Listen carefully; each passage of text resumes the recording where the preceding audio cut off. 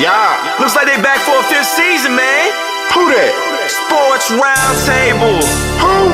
SRT Crew. Whoa. SRT. They got that realness flowing in they DNA. Damn you lame if you ain't tuned to SRT today. HO got that payload when he say so. What you betting on? Don't get mad at me on fantasy. Break up Kyrie LeBron. I be smooth as sports superhero Hancock in the mix. Deal with roll tide forever. Real talk, you know who he gon' pick. See where I be with SRT. Behind the glass, that G-Money. Mayweather strong, I never lose. 6-man elite, that's J Smooth. All you other sports radio shows is fake news. Believe it. Turn up your radios, cause it's time for SRT Radio. Yeah. What up? It's Sports Roundtable, and we're live from your virtual studios overlooking the virtual land of the live broadcast. I'm your humble host, H.O. from Bankhead, from the Sports Roundtable, and I see I got my guys with me, and one particular who's smiling to my right because his team has made it to the Final Four. And that's Mr. Asa Brown. You can catch him on DNA Sports on Monday night, 7 to 9 o'clock p.m. Eastern Standard Time. Asa, what's going on? How you feeling today, bro? I'm doing pretty good. How about yourself? All is well. I had some folks to wish you a happy birthday belatedly last week and say, don't forget. Did you actually get out and celebrate your birthday? I did a little bit, yes, sir. I did. So I appreciate the belated wishes. So I appreciate it. Yes, I did. Good deal. And down below, I got my main man. He's in the building with me tonight again, and he said we got to beware because I got a surprise for you. You gonna love it. But my main man, Coach, is in the building from Red and Rail Sports Show. What's going on, Coach? I'm a little stiff. Got to move around a little bit.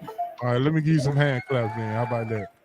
Got a what they call it, a strained fingernail. It could keep me out a couple of shows. I'm trying to maintain it. It's okay though. Well, okay. You fight through the pain. Fight through the pain. There you go. Yeah, D. Will should be jumping in here pretty soon here. So he said he go jump in. I told him Mason been looking for him. Uh-oh. I'm just gonna lean back and cut my volume off, and tell them what's gonna happen after that. Could be messy. Yeah, man, we got a lot to talk about tonight. Episode 416 is in the building. Episode 416, Coach. How about that? 416. That means you're doing something right. Yeah. And it doesn't hurt that your name. It doesn't hurt that you part owner of Bankhead Seafood. You think I didn't know about it? I found out. Yeah, they told me. They called me in and said, "Hey, you're the part-time owner." Okay. Oh, that's right. April Fool was yesterday. Yeah, My bad. I ain't gonna call it out. All right, fellas, we got a lot to talk about. We got some hot news to talk about. Baseball has started. Aaron Rodgers holding up the Pittsburgh Steelers' progress as we off season. Also, Prime gets a bag. Prime Time gets a bag. Deion Sanders gets a bag. Yes, sir. And also, we got Baller Busters in Boy Stop. No Braves report tonight. Ain't no sense of talking about them. Ain't no sense of talking about them, man. My surprise for you, Coach. It is now baseball season, the start of baseball season, so you know what that means, right? Uh-oh. The SRT Fun Bag is back. Uh-oh. Run for your life. Yes, sir. SRT Fun Bag is back, baby. So we got an SRT Fun Bag tonight as we're going to jump on our 6 questions that we're going to ask Thought Provoke. You got 30 seconds to answer them as quickly as possible. So look forward to the Fun Bag. SRT Fun Bag is going to be back in the house since we are starting baseball season. So that'll give Coach something to look forward to. Yeah. And something to cry about. Yeah. I know no Bob sitting somewhere. He probably went bowling tonight to cure the pain. I know that's right. I know that's right. It's Yeah, it's 100 and some odd games. We good. I mean, Yeah. it's a rough start, but at least it's 100 and some odd games. bro. I've been a Braves fan since 1977. This the worst week of baseball I've ever seen for the Braves. And they want to make sure they broadcast the fact that the Braves the only team that hadn't won a game. Well, that is a fact. And Well, they had them. I think a team. lot of people had them doing well this season. I mean, like I said, it's still a long season, but Yeah. All right. With that being said, I gotta welcome back my main guy. My main guy. He been traveling around the world. He been doing this thing, and I hope he ain't mad at me. But my main man, D. Will, is in the building, baby. Yes, sir. Uh-oh. He got his hood on. You know it's trouble. Stay tuned. What's up, crew? What's what's happening? going on? What's happening? D to the WILL. Yes, Yeah, sir. y'all already know, man. Y'all see, it's Hoodie D Will tonight, so y'all get ready for some ish.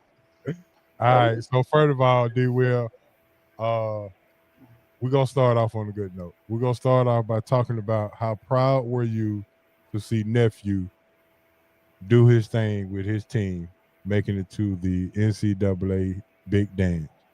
All right, so I'm figuring you asked me this question to get me start off lightheartedly, correct? That's I'm proud of him. So I mean, I had to ask. I am too. However, let's get into the meat and potatoes of what actually happened against Texas Tech. Okay. Uh-oh. All right. So my nephew, he averaged about 24 minutes a game, right? 20, and which is him coming off Player of the Year in junior college All-American. He came in as the guy, right? He only played 24 minutes a game. Politics, y'all know how they go. But when we get to the NCAA tournament, right? Where we know the NCAA tournament is led by point guards. Point guards win the tournament. If you got one of those, you can make a run, right? For some reason, Takeo Siddle, the head coach of UNCW, decided to sit Greedy Williams. He only played him 12 minutes. And it's no explanation to why. It's just in that game, he decided to do what he did. And here's the thing. He went out of the game with 14:35 on the clock in the second half. He didn't come back in for some reason. He took him out after making 2 free throws after getting to the free throw line, and them taking a 1-point lead after being down by 4 at half. And for some reason, he took him out and didn't put him back in. They end up losing by 10. So I didn't voice my frustration about that a lot of times, but I am extremely proud of him, man. I'm extremely proud of the man that he's becoming right now, because that transfer portal is a mug right now, and calls come in every day, and he has decided as of right now, he good, he chilling. He doesn't want to make a move. So him staying at UNC Dub, going back next year, he's trying to be Player of the Year. And he's projected to be Player of the Year next year if he does come back to the CAA. So he still has 2 years of eligibility left with a possibility of a third. So he's good, man. I'm extremely proud of him. And it was a full circle moment to go and watch him live play in the NCAA tournament. It was something that I am very, very, very a very proud uncle at being able to witness. Okay. Say the word, D. Will. You need anything if I to solve any problem. I got the shake. I got it. Hey, listen, I might, hey, coach, I might get you to go cut some knees out for me. You know what I'm saying? Send my goons knock some knees out real quick. That's all I can do. I religiously keep the tape of Tanya Hardin in my drawer. I know how to get them knees at the right point where you're at. That means every time I just heard them for a couple of days, I'm about disabling. Hey, I hope you hear this. Listen, he just got a new 5-year extension after winning the CAA this year. So I hope he hear this. I don't want him coaching on the sideline in the wheelchair. Yeah, because I know how to do that old coughing hit now. Keep going. Keep walking out. Hey. No doubt. Coach, you becoming a little violent now. You become a little violent. Must we recall the last couple of weeks where I've been assaulted Like y'all two starting out the show. I mean, I forgot now. I forgive, but I don't forget. Last 2 weeks, y'all been pretty buffering me pretty early. Then you ease up, so I'm prepared now. I'm wide open now. Be a nice guy though. We good. Caleb Wilson showed out last night for your Tar Heels in the McDonald game, so you ought to be proud of that. That's something that kid is actually from Holy Innocents. And Holy Innocents always had a good squad. I didn't know exactly. I knew he played. I didn't know it was Holy Innocents. I'm like, okay, Holy Innocents got him a squad right there. Look, a kid that's balling. Okay, not bad. Yeah, coach. So you should be all right next year. Man, please. Yeah, the Duke got the Boozer twins and next door neighbor and the cuz, all them come. Man, please, I ain't gonna be happy. What I'm be happy about? Yeah, true. Yeah, that's true. All right, D. Will. Before we move on to the hot news, I do have to ask you about the NIL. Is it hurting or is it helping college basketball right now? NIL is helping. I don't see an issue with the NIL. My issue is with the transfer portal. That's the problem.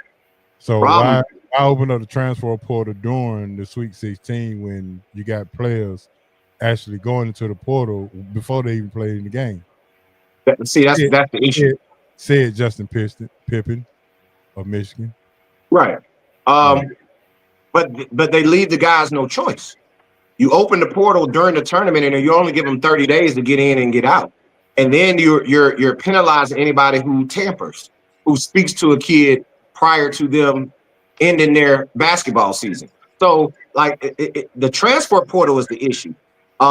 Everybody wants to make the issue about kids making money. That's not the problem. We haven't had many issues that have been headline news that a kid's getting in trouble because he got a pocket full of money, right? Like, we're not getting those stories.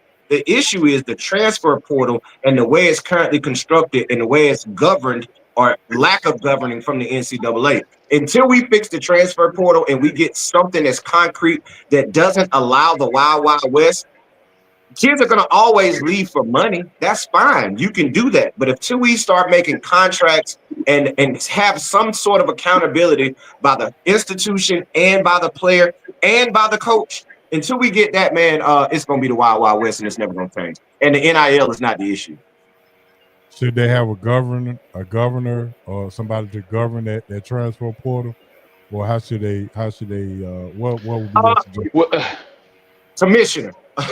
Let's just it needs to go to the pro model, right? And until we get to a pro model, we won't be able to govern because it's too many talking heads with the P4, P5, whatever you want to call it. And then you add mid majors, then you add low majors. It's too many people who have a talking voice or a decision to be made. Go ahead, Asa. No, I mean, I was going to say they need to set it up where you have, let's just say you go 6, right? 6 people, individuals. 1 or 2 of those individuals do not need to have an interest in the NCAA. So they can make clear-minded decisions from afar. You know what I mean? From a viewpoint that's different than being inside the NCAA. So, however they put that together, I feel like there should be a couple of people that are involved only in reference to making sure business is business, but not have a direct interest in how the NCAA moves. Let me ask you a question real quick, Asa, about that. Do we really want non-sports people making sports decisions? Because business and sports business are 2 totally different aspects, right? You can run a sports franchise as a business, but your product is still the people, right? So if you still have to pay and manage the people, that's not really a normal, say, FedEx business who has employees that drive trucks. You see what I'm saying? Like, so I get kind of when you have non-sports people making sports decisions. I guess my pushback to that is, though, if some of these decisions that are being made or have nothing to do with sports, but with just the aspect of business and making money. And so I feel like those individuals who maybe don't have a tie to the NCAA can then make a decision that makes more total business sense without having the cloud of the NCAA, over top of them. And they should be able to rotate. I agree with that. And I would say my solution would be, and I know I said go to the pro model, which I know that's tough, right? That's a stretch to get there.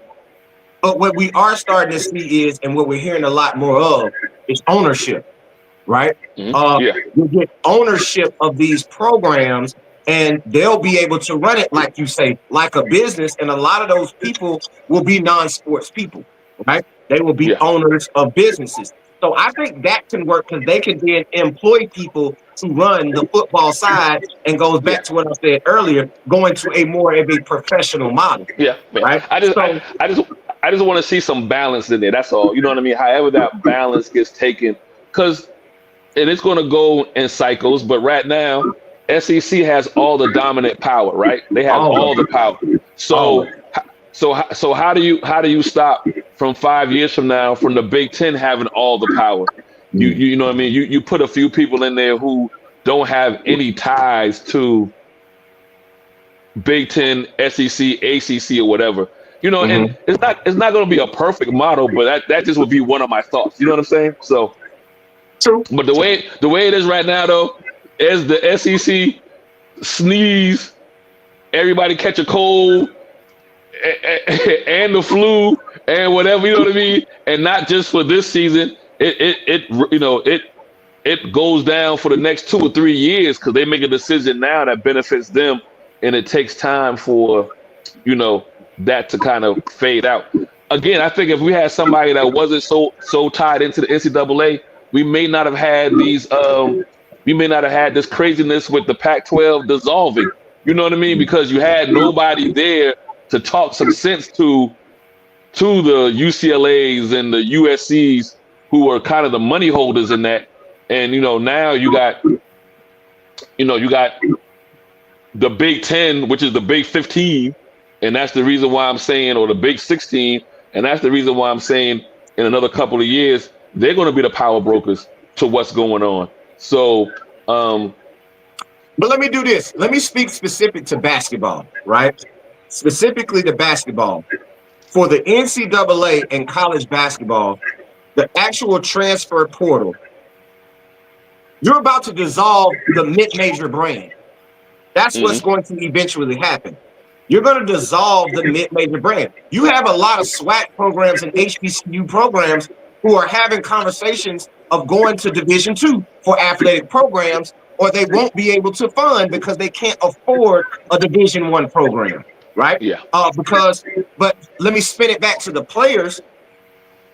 If you go to a mid-major or a low-major Division I program in basketball, right, and you average double digits and you make some sort of a conference postseason award, first, second, third team, honorable mention, whatever it be, right, defensive, whatever it is, you're going to garner money on the high major level. So what you're basically saying is these mid-major and low-major Division I teams are glorified junior colleges because they're having to restructure their rosters each and every year, because if they have one guy come and have a good year who they gave $14,000 to $30,000 to, if he has a really good year, I'm gonna give y'all an example. A kid from Alabama that went to Paul Bryant High School in Tuscaloosa, right? He went to Kennesaw State University this year, mid-major. He ended up getting first team all conference and freshman of the year. He's committed to Louisville. Listen to me, y'all. He got over $1.25 million to go from Kennesaw State, where he made $30,000 last year in NIL, to $1.25 million at Louisville this year. How is Kennesaw State, a team in the Conference USA, going to continue to compete if their best players are getting poached by the bigger programs, and these bigger programs are able to go and just pick from those smaller schools? Because if you look at the Final Four right now, look at Florida. Florida is a mid-major team put together of all best players on mid-major programs. Clayton Jr. went to Iona. The big kid went to Florida Atlantic. The other guard went to Florida Atlantic. Like, they are mid-major teams that come together and play on the high major level, and that's all you get. And you mix those with your 4- and 5-star players. So my thing is, you're going to dissolve the mid-major and low-major Division I in basketball right now. That's the major issue, is the transfer portal. And until they fix that, it's going to be the Wild Wild West forever. That's the same thing that was going on with Arkansas. You know, Arkansas was a 10 seed, but everybody knew they wasn't really the traditional 10 seed. And then you throw in a Calipari or Calipari or any one of those, you know, Hall of Fame college coaches. You don't really have a 10 seed. You have a team that finally understood what he was trying to put together late in the season, and they make a run. But that's not your traditional. You just made a point. Arkansas was a 10th seed, correct? Yeah. Everybody knew that they came out of the SEC, who got 14 teams a record into the tournament. So my nephew plays at a mid-major program, right? A middle mid-major program, because now we got to break down mid-major. You got high mid-major, middle mid-major, low mid-major. Then you got low major, right? You got to break it all down. So he's at a mid-major program. A team that won the CAA, they would usually get a 10, 11, 12 seed in the tournament. It's for a 14 seed in the tournament, because you got teams from the SEC that are 10 seeds. So they're eating up all the way back to 8, 9, 10, 11 seeds are at-large bids now that used to go to automatic bids from the lower conferences. So at some point, these lower conferences aren't going to be able to get in, because you're going to have the Big Ten getting 12 to 13 teams in. SEC is going to get 14. So you're going to have to go to 100. I must say, they're going to expand it out. They already, what we at, 68? So 68. They'll be the 76 or whatever that even number is. Right. They'll be into that. That's you got to change up. Yeah. Hey, D. Will, somebody had wanted to run this by you. Somebody had advised. I was looking at a couple of podcasts, and they said one way to fix the portal is to whichever team pulls out of the portal has to pay a buyout for each player. I love it. But here's the thing. That only benefits the player. The player still gets to leave scot-free. But now you're putting the school on the hook for the decision of the player. It's so many reasons, and I had this conversation yesterday. It's so many reasons that guys go into the portal. It's over 2,500 guys in the portal. It's 3 different reasons that guys go into the portal. They go into the portal, 1, to go get a bigger bag. They had a better year wherever they were at, and they can go get more money somewhere else. So they go into the portal for that, right?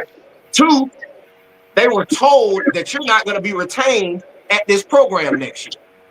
It's a lot of that going on, y'all. It's a lot of guys that are at programs that know, okay, hey, this guy's in the portal. We didn't get what we wanted out of him last year. We can go get him out of the portal. We need to get rid of him. So guys being told, hey, I think you need to go explore your options in the portal. See what you can get elsewhere. Same thing with free agency on professional level. It's the same conversation they have. So, and then the third reason is guys go into the portal because they just don't know any better. They don't have an idea what to do. So everybody's going into the portal. You don't have any traction. So you just jump into the portal with absolutely nowhere to go. That's why it's 2,500 guys in there. But half of those, maybe 75% of those, have no idea if they even have an opportunity to go anywhere else. That's why the rule changed this past year that a school would have to retain that player that entered the portal. If they left, they had to honor their scholarship if they came back, right? So there's so many different things that are going on in college basketball that until they fix what the portal is, and you can't punish the university for a player's decision, even if it's one of those 3 reasons. Can anybody explain Indiana? Everybody left. Yeah. The coach left, though. The coach left. So how do you combat the coach leaving? That's another aspect of the portal. Coaches are able to move like they want to move. The coaches' portal is always wide open. They can tamper with the coach because, we only spoke to his agent. Two guys that played with Greedy at UNCW, Kamari McGriff and Harlan Obioha, the two bigs from UNCW. Both of them signed with Young Money Entertainment. So they're being represented by Young Money Entertainment. They went into the portal. They're considering BCU and other schools across mid-major, in my opinion, lateral moves for them that might have a bigger bag in NIL. However, the tampering is no longer going on because now you can talk to my agent. But who is the agent consulting with to make all the decisions? The player. So if you're going to allow coaches to move freely, you're going to have to allow players to move freely. The only way you combat that is what we've been saying months and months and months on this program is you have to turn this into a pay for play. Sign a contract, have a CBA, and have the stipulations on what players and universities are able to do and how much money they're able to pay. That's all you can do to fix it. H.O., get Luda on the phone, man. Get who on the phone? Get Luda on the phone. When I move, you move. Just like that. Everybody move. So how real is it, the rumor that says that there's going to be a money cap on the NIL money? Where's the CBA? Like, you're not going to cap my money if there's no collecting bargaining that protects me when my money is capped, right? It's a salary cap for teams. Okay, let's say Alabama. Adrian Woolley, the kid I was talking about earlier, A.D. Woolley from Kennesaw State, who just committed to Louisville, who got over $1 million, was waiting for Alabama. Alabama was in the Elite Eight. So they weren't really out. The number came back to what they were like, we ain't matching that. And he's a kid from Tuscaloosa. He's a hometown kid. However, they don't have the money to match a Louisville basketball. Now, Alabama football got the money. Alabama basketball ain't got the same money, right? So they weren't willing to pay that much for him. So it's big bank take little bank. And at some point, you're going to have to fix that, because how you going to cap my money and they're able to pay me more? I'm going to go get it. But we're also not talking about NIL when we start having that conversation. That's no longer name, image, and likeness. Right. That's collective, right? Exactly. But what we're doing right now is collectives. There's no name, image, and likeness. Now, you might see a kid every now and again on a State Farm commercial during the tournament. You might see Paige Beckers pop up on a commercial. You see Juju Watkins, but you don't see everybody gets paid, y'all. Let me tell you that. Everybody that's on a team gets paid, right? Everybody gets a check. Whether it's cost of living, it's stipend, Pell Grant, whatever it may be, they're getting a check. It's not NIL, right? The reason I know this because I deal with it on a daily basis, because my nephew, we're in negotiations with his NIL right now, right? Today, in negotiations with his new NIL deal from what he got last year to go there. Bro, he didn't do no commercials. He ain't sign no autographs. He ain't go on no visits to have to go to the nurse. None of that. Nothing. He played basketball and got paid. So we're not talking NIL already. All right, with that being said, ladies and gentlemen, we are still in our hot news, and we're going to go ahead and jump into our first topic, and that is the Final Four is set. Coach, you've been kind of quiet. We're going to let you talk about the Final Four. It is set now. Your thoughts on how the teams got there and your thoughts on the Final Four. Well, any team, it look like the teams that wear blue, somehow, I guess the referees take that in consideration because they called them blue at one point, and they just pushed them on through, dude. But anyway, we're not gonna pick out a team. One thing about it, this is the first time in a long time, and they've been talking about it forever, that we went chalk. Every year, it's been a team coming out of nowhere, Florida Gulf Coast, those kind of teams that are snuck into the final. This is an all chalk tournament. And this means that any one of those 4 teams can win the game. It all depends on how you play it. All 4 of those teams are eligible to win the tournament. It's hard to pick. I picked Houston in my bracket online for ESPN, but Duke could have a hot shooting night with that boy Kniffel. He could be shooting on fire. Then everybody looking at Cooper Flag. Well, no, you got more than him out there running up the court. And then you got the Mississippi preacher Walter Clayton Jr. With that team, he can shoot you out the gym. Then you look and you turn over at Auburn. What's the name? Broom pulled a Willis Reed. Went into the locker room. They thought he was done for them. They know he come out there as soon as he touches it. He hits a three and looks at him like, "Oh, I'm back. Y'all thought it was over. I'm back." And then Houston, I think all of them are. They've been watching 5 Slammer Jammer tapes because they sure act like it. And they their defense, boy, they gonna harass you all day. So all those games, you got to play your best game. You can't have a lapse in the game Sunday and Saturday whenever they play. You can't have any lapses because anybody can get beaten. I mean, it's just that close with those teams. I thought when D. Will talking, when I watched it, I thought Arkansas was gonna be that team to sneak. I said it last week, but then they got brain dead against Texas Tech. Yeah, they choked. Happened to them. And then Texas Tech got brain dead against Florida. They too, yeah. They choked as well. Yeah, it's like, oh no, neither one of y'all want it. Florida said they'll take it. And I saw the Deacon Clayton Jr. He got a rebound in the paint. He walked, and I repeat myself, walked to the 3-point line and shot it and made it. How you combat that? You gotta say it's some defense because that boy can shoot from the parking lot. I mean, come on now, he can shoot. Yeah, you gonna let him just walk right past y'all and go out there and shoot a three? He gonna make them. He ain't Steph Curry, but he showed a college version. I don't care what nobody say. All right, Asa, what you got, man? I know you're smiling, you're happy. So before we start, do you think they got it right with all the number 1 seeds making it to the Final Four? You know, they get, you know, the committee gets so much crap about. So I will give the committee credit not just for the number 1. I will give the committee credit for where they place people in like we talked about Arkansas being a 10 seed and the way they winded up playing it out. Only 10 seeds choked the way Arkansas choked. You know what I mean? So I will give the committee credit this year for the seedings that they did. Because I honestly would have thought St. John's probably should have been the number 1 overall, but you know, just the way they played it out, you didn't have anybody. Most of the games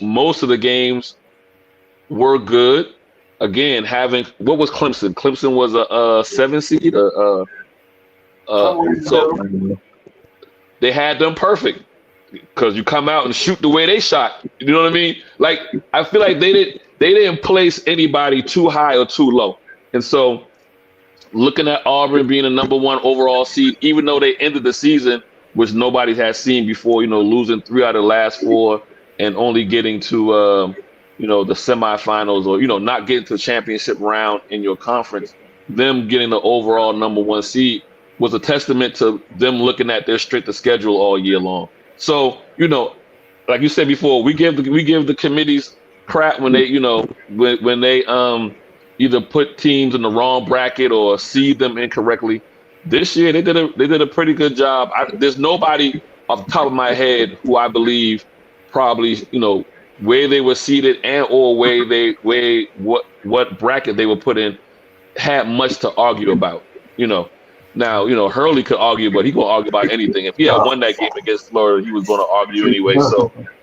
So I give the committee a tip of the hat this year. Okay. Cool. D. Will, what you got, bro? Final Four is here. Yeah, I agree with Asa. I think the seeding was done. I think the seeding was done very well this year in the tournament. However, I will say this: it was easy, right? It was easy because of the conversation that we just had in the hot news is about these teams are so freaking stacked at the top. They're having all the best players, which are those Cinderella upset teams that you used to see that make a run to the Final Four, the Butlers, the Florida Atlantics, the Wichita State. You're not going to see those anymore because their best players are now playing for Florida. Their best players are now playing for Auburn. Their best players are now playing for Houston. So it's going. You're not gonna. The death of the mid-major is what we're witnessing, right? And the death of the mid-major means the death of the tournament. Now, listen. You can look at the NCAA tournament in this Final Four two different ways by having chalk. You're getting the absolute best basketball. Isn't that what we always say? Especially when it comes to football. When we talk football, what do we always? We just want the 4 best teams. Teams, yeah. We just want the best teams. Well, in basketball, that's what we got. However, some reason we're sitting here like, oh, we don't want the 4 best teams. It's just chalk. It's a problem. I want a story. Yeah. I want a story to tell, right? So they're showing you they're not going to be satisfied either way it goes. However, I think this year we're going to get the best possible basketball because the 4 best basketball teams in the country are playing. Now, I will say this. Just like football, the SEC takes a hit, right? Arkansas was a 10 seed because 14 teams got in. Right? You're going to lose games when you got 14 teams that are worthy of a 68-team tournament. When you got half the tournament is automatic bid. Or you knock yourself out. You know what I mean? Like Tennessee and Kentucky, they knock themselves out. They play each other, right? So you're getting it, yeah. So that's the issue. I think the tournament is we're going to get the best basketball, but the storylines around it are what do you really want? Because in my opinion, I'm getting what I really want. As a basketball head, as a hoop savant, I'm getting what I want. I'm going to be able to talk about this Final Four for years because it was all the best teams. So the best team will win this year because between those 4 teams, you can't say one is better than the other definitively when you look up and down the rosters and you look at the way they played all year long. Coming into the year, Alabama was the number 1 rated team in the country preseason. They were in the Elite 8, right? So they were one of the best teams. However, they lost to a team that was ranked in the top 10 preseason. So my thing is we're getting the best basketball. I don't think it's anything to complain about for this year's NCAA tournament. Like Asa said, I'm extremely satisfied. And it's been good basketball the whole time. Good. Other than Alabama having one job to do, you only have one job to do. Well, here's the thing, man. When you set records like we set the night before, nights before, you know, if you've watched Alabama all year long, you knew what that game was going to be. Yeah, I knew y'all gonna come out there and beat. Y'all gonna come out there. Y'all did y'all best imitation of John Starks the next game. Hey, listen, we had a 30-round clip, and we made like 28 of them. And we came out the next game with 2 bullets. Yep. Oh yeah.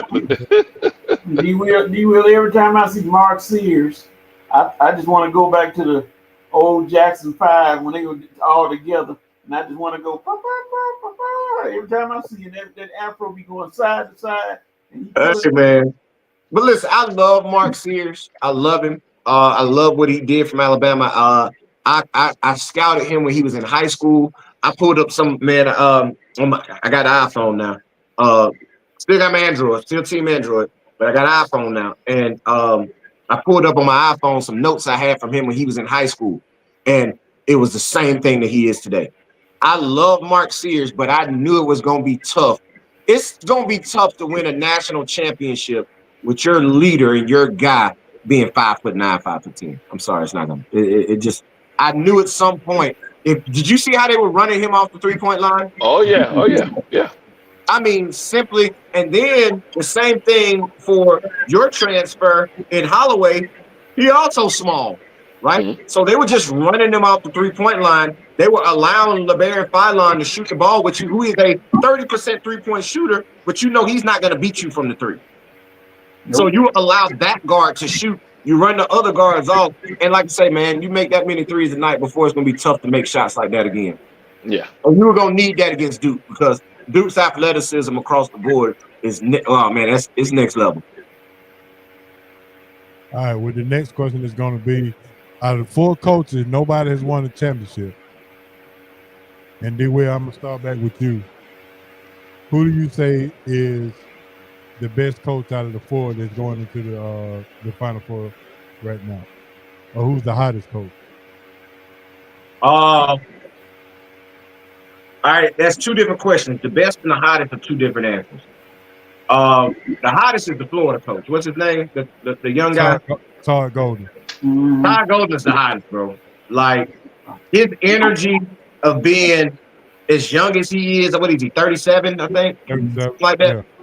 Yeah, him being in that position and constructing that roster the way he did, like I say, with a bunch of mid-major transfers and a couple of high school All-American 4-stars, like putting that team together like that and having the energy back behind Florida basketball. He's the hottest coach, right? The best coach, because they came on late too. Florida was good all year, but they really got hot late. And they've been hot ever since once they got into that right before the SEC tournament. They went on that big winning streak. Because they went on a mid-season losing streak when I think they lost maybe 4 in a row or something crazy like that in the mid-season. But he's the hottest. The best is the hardest question because you got some dogs in there. I like Jon Scheyer, but he's not in this conversation. It's between Bruce Pearl and Kelvin Sampson. Like, I don't know who's better. That's a tough one there, my boy. Like, to me, it's Sampson. Listen, I agree, but Bruce don't do nothing but win, dog. Oh no! Don't get me wrong. All right, let me do this. I'm gonna do this, Ace. I'm gonna say this. I go back through Bruce Pearl's Tennessee teams. They were loaded.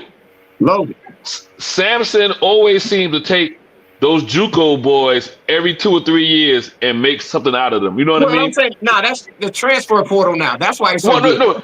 Well, yeah, I mean it's the portal now, but I feel like but it's hard to say every 2 years you got to cook a whole new batch. You know what I mean? Like so, when Pearl was at Tennessee, his teams were pretty much stable for at least 2 or 3 years. Sampson be having new guys every other season. Seems like I'm not disagreeing, and I'm gonna tell you why I say the best coach is Sampson by margin because of that play he drew up the other night. Oh yeah, that basketball game. That inbound, that inbounds underneath, bro. That's coaching. And he saved it. He saved it because he didn't run that all year. And he said he practiced it in practice. He said we practice it every single day in practice and never ran it. But here's the thing. When you watch him explain that play after the game in his post-game press conference, that was so freaking impressive, dog. For him to say, oh, our first option was that we didn't have it. Our second option was that he got it, but it wasn't there. That was our third option. And they scored off of it. To have your players run a play that you've never ran in the game and to execute like that, and then for him to explain it, man, that was awesome. So, yeah, I'll get a nod to Kelvin Sampson as the best coach. And here, I'm going to go one step even further. I think he's the most deserving coach in the Final Four to win the championship. Now, is he the best coach because he got the most experience? Well, no, I think he's the best coach because I think X's and O's, like I just explained with that, I think he's the best at that, right? Now, like I say, it's by a smidge over Bruce Pearl. And Jon Scheyer ain't nothing to poo-poo on. Like, he's been doing his thing. But the experience of Pearl and Sampson does outweigh the other two. Yeah, and I'll give Sampson too. He's been like this. Again, y'all already know my disdain for the UConn's head coach. There's something to be said about your decorum, and he's always not just obviously thinking about his team and his guys, but he understands what the other team's seniors or guys who are experiencing their last taste of college basketball. He always seemed to be in tune with them as well, especially if they're their best player or starting five or whatever. Just his decorum with those of the opposite team stands out for me as well. And there's again, you can just look this year at the two-time back-to-back winning championship coach still having a tantrum, losing by 2 compared to the very next game, Sampson understanding his opponent, best players playing their last collegiate game. So, Coach, and I'm gonna tell you something else about Sampson real quick, Big H.O. Sampson got crucified in the old college basketball for sending text messages to players. People don't understand. Oh yeah. He got a show calls from the college basketball. That's why he went to the NBA and became an assistant, because he had I think it was a 4-year show calls from college basketball because he was sending text messages to players. And look where we are today. It's funny about that too. So you got two of the head coaches who, as far as college basketball is concerned, have shady past, because Bruce Pearl has one as well. But now everything that they've been shamed about is fair game. It's not legal. Like Bruce Pearl had people over for steaks and they crucified him. Right? Got Donnie Tyndall. Well, Donnie Tyndall kind of changed grades. Still, like it's guys that have been crucified from discretion. Your guy, Chuck Person, right? Chuck Person was the poster child of that FBI investigation that happened 2 years before NIL was put into college sports, right? Like he was one of the poster childs of that. He went to prison. Didn't he go to jail? This is convicted. So, but all of that is now legal. Everything that they did is now legal. So, like Kelvin Sampson got the brunt of that also, but look at him now. But so, yeah, he is the best coach in the Final Four to me. Yeah, and he went to San Antonio to get some of that pop knowledge too, and then went back to college. Yep. But after that show calls was he was. Yeah. All right, Coach, what you got? What do you say about the best coach in the Final Four? Well, like I said, if you take Cooper Flag away from Duke, and people thought that would neutralize them pretty much, but those guys, that freshman center, the big boy, you got those other guys, they are dangerous within themselves, and that's never a good strategy. I can recall back when I was coaching here at Grady or Midtown, whatever they call it, and we were playing Buford in the Sweet 16, and Buford had this kid, all state, averaging 26 points a game, 6'6". We saw him, and Coach, we looked and said, Coach, how are we gonna do this? Are we gonna run traps? Blah blah blah blah. He ended up in the game against us, 12 points. We felt good. We forgot that his team was still playing, and the rest of the team scored about 80 points. We were like, God dog, we stopped him. But the rest of the team just went berserk, and the only thing we do is sit there and like, okay, that didn't work. And he was getting frustrated, but the rest of the team was like, don't worry about it, bro, we got you. And they went on to beat us. But I'm like, a good coach will find a way to stop you or make you pay for isolating on one player. You isolate on that one player, the rest of the team gonna be like, all right, y'all, you must think we are a good team just because of one player. That ain't gonna happen. Pearl is good, Sampson is good, and Golden. Yeah, the young for Florida. Like I said, who was the Eric B. and Raheem? No mistakes allowed.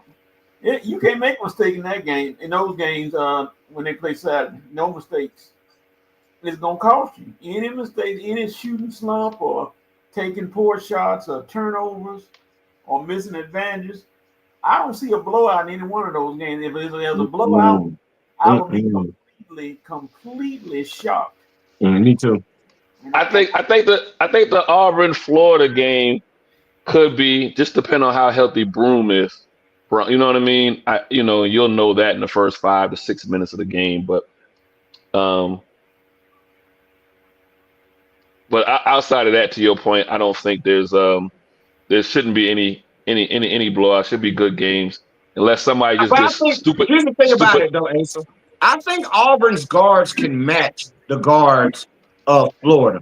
However, if Broom is not healthy, I don't think, maybe, but they're not talented enough on the interior to deal with Florida because they so damn big.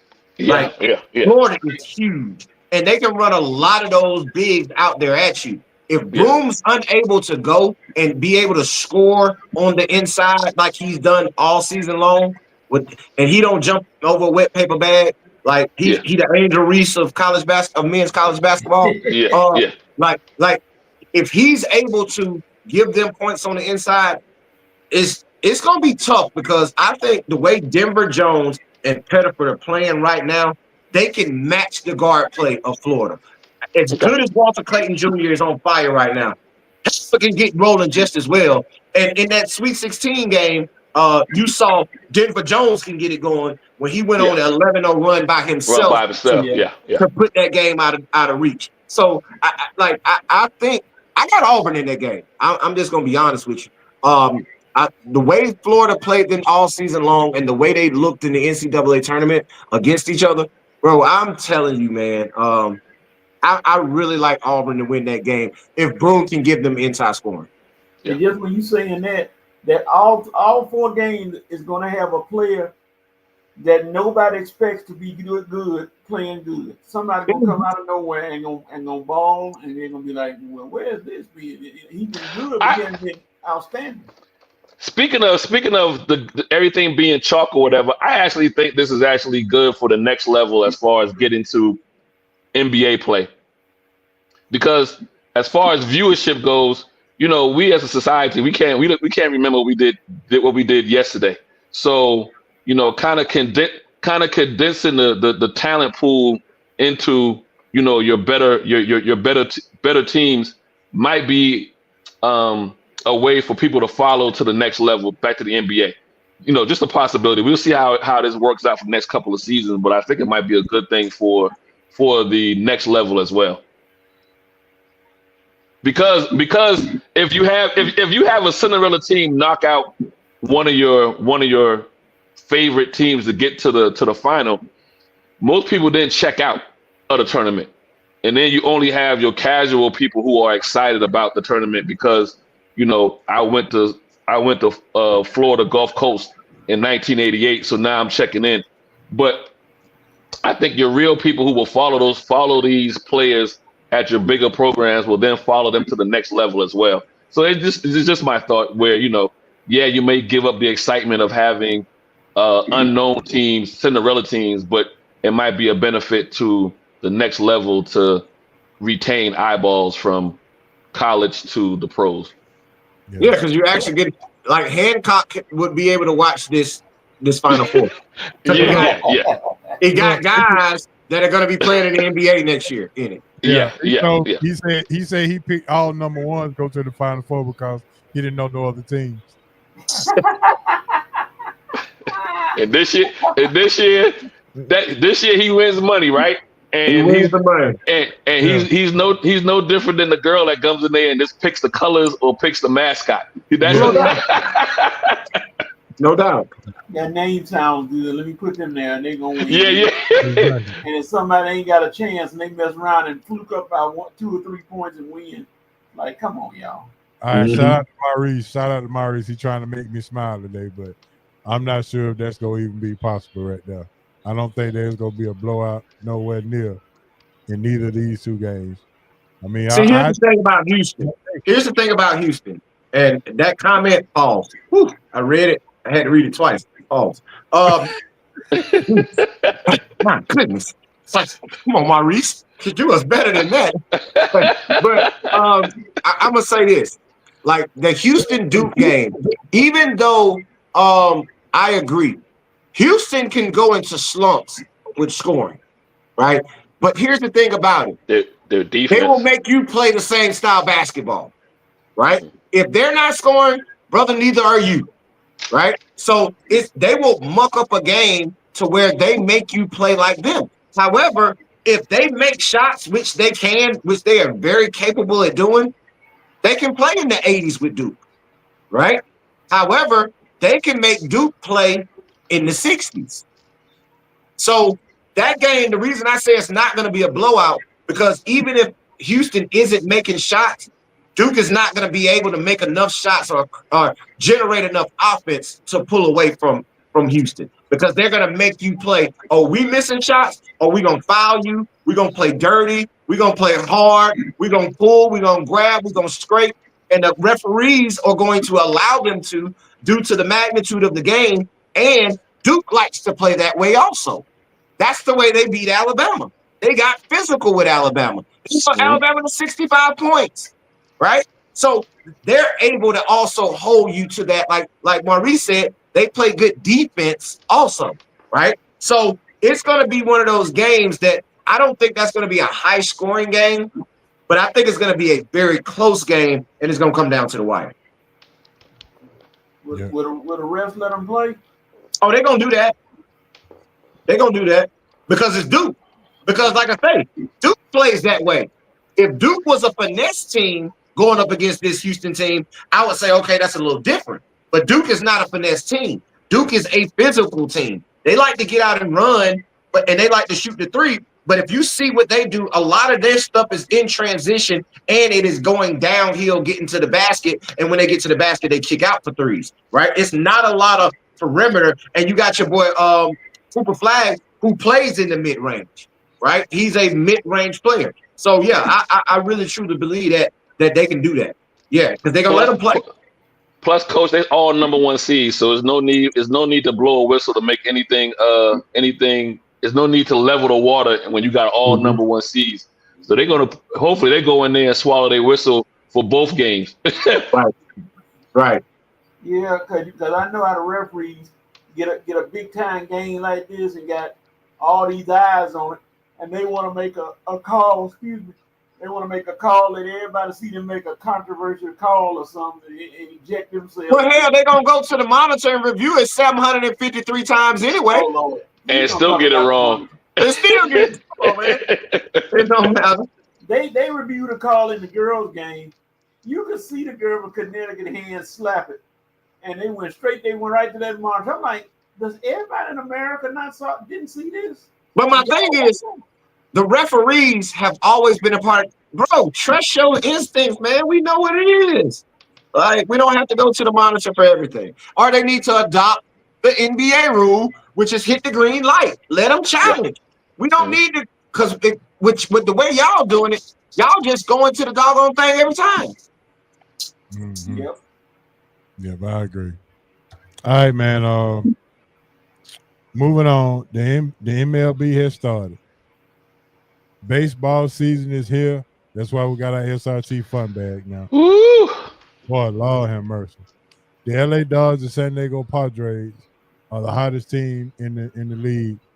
And it just so happened that the Braves had to go face both of them to begin the season. And it's tough. It's tough. So, all right, real quick, Asa, your thoughts on the start of the baseball season? Baseball, unlike other sports, for the most part, I mean, we just had a conversation about basketball, collegiate level, but usually this doesn't work in any other sports. When you go and buy a championship, and you can, baseball seems to be that one sport. If you put enough money into your roster, you can pretty much, for the most part, come close to buying a championship. We've seen the Yankees do it for several years. We've seen some other teams, Houston, kind of do it, but unlike no other, what the Dodgers are doing and what the Padres have kind of been trying to do, we kind of see all this coming to fruition. The start of this season, like you said, with the two hottest teams kind of being out there on the West Coast. The Yankees are pretty hot as well. Their acquisitions from the off seasons, but they got a little help with that bat as well. But Dodgers and Padres and Dodgers are showing me they've spent their money well. Yeah, I agree. All right, D. Will, what you think about the new torpedo bat and the start of the season? Now, I'm going to tell you like this. I've been so locked into college basketball that I haven't watched, but I have followed the torpedo bat story. So I'm glad you asked me that question instead of what you just asked Asa, because if I would have had to answer that, we would have been in trouble. I'm just going to say, we would have been in a little bit of trouble. But I have followed the torpedo bat story from the Yankees. And from my understanding, the Yankees aren't the only ones that use this bat, right? It's not like this is something that is in the baseball community not known about, right? However, I was also listening to a baseball person today talk about it, and they were like, it's a twofold thing. Yeah, slugging numbers, home run numbers are going to go up, right? Due to those bats. However, hitting percentages and ERAs are going to go down because if it catches any other part of the bat where it's thinned out, you're not going to get the blooper over third base. You're not going to get the line drive shot to right center that barely trickles in front of the outfielder, right? Like you're not going to get those type of plays with that bat. So what are we really getting? But we know what it is. Chicks dig the long ball. That's what people want to see. If we can get back to the Barry Bonds, Sammy Sosa, Mark McGwire days with the torpedo bat, even though your best hitters, say Aaron Judge, who's on the torpedo bat team, doesn't use it, right? And he came out the next game and hit 3 home runs, and everybody else couldn't buy a hit. So it's like it's a nice conversation because baseball needs something to talk about while the NFL draft is coming up. NBA playoffs are right around the corner, and we're in the middle of March Madness. And I'm going to be honest with y'all. I didn't even know baseball season had started. I thought when I heard they were talking about games, I thought it was preseason. I thought they were still playing preseason baseball. So I heard somebody was 5-0. And I was like, oh, baseball season started? I didn't even know. So the torpedo bat story gets them relevant in the conversation with us right now. Right, and it's called spring training, not preseason. Oh, there it is. Well, Cactus League. Spring training. I'm sorry. Yeah, spring training. I thought it was still a spring training. Yeah. All right, Coach. What you got? Your thought? Everybody talking about the torpedo bats. I go look at those old Eddie De La Cruz. Eddie De La Cruz said, "Oh, let me try it and see what's going on." He drives in 7 RBIs. So, okay, but it's the same night. The Yankees come up and slaughtering the ball. They lose the game and don't hit any home runs. So it's what for what. I remember they did this in softball. Everybody always like to play softball, talking about shaving the bats and all that stuff.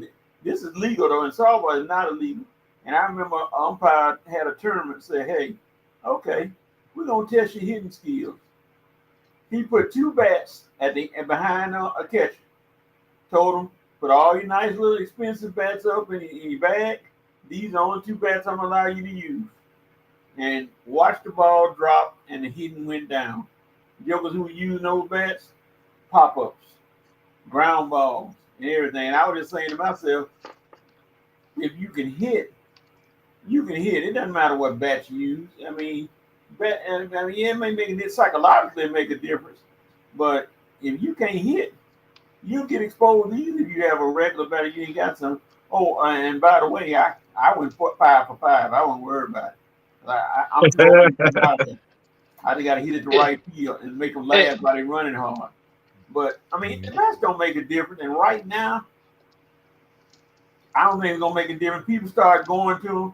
It's gonna be a fad that wears off pretty easy. People gonna go to them. They're gonna realize that it ain't the bat because we still ain't hitting. And then it's gonna be like, okay, somebody gonna stay with the Yankees will stay with them. And no, it's gonna be analytics, Coach. It's gonna be analytics. They're gonna say, "Oh, hey, you hit better with the torpedo bat off this picture, right?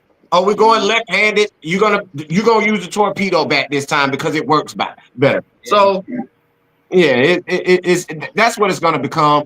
And like I said, I think it's really just a story to have MLB relevant with all the sports going on at one time right now. Let me go ahead and break it down and tell you what it is. This is what it is. Baseball has had trouble marketing the sport for the last decade.